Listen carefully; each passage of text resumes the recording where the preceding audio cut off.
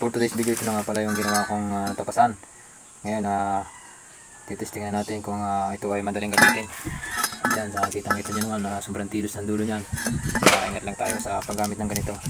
Yan, bali yung ang taas din ay hanggang tuhod ko lang, para hindi masyado mataas. Yan, kita nyo naman kung gaano siya madaling gamitin. Yan, matagal na rin tayo, hindi na ako kumbalat ng kaya ngayon, testing ulit tayo pala, marunong pa ulit, marunong pa rin, ano. Diyan ako lumaki sa pagkukuplat, kaya basic na lang sa atin yung ganyang mga gawain. Ayan, ayos yung ating gawa, napapakinabangan siya, napakadaling gamitin. Ayan, sa mga gustong gumawa ng ganyan, ganyan lang naman yung paggawa. Ganyan lang yung forma niya, gumamit lang tayo ng angle bar at saka scrap na tubo. Ayan, mga kumbaga sa akin, sila lang yung ginawa natin ayan, para may magamit.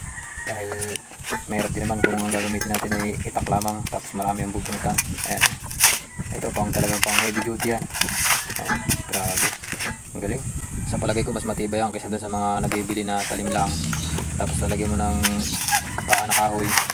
Sa una mahigpit, pero matagal lang lumuluwag na yun, kaya umuuga na. Pero dito sa ating ginawang tapasan, sigurado ikaw ang uuga dyan, lalo kung naparami na yung mga nabunutan.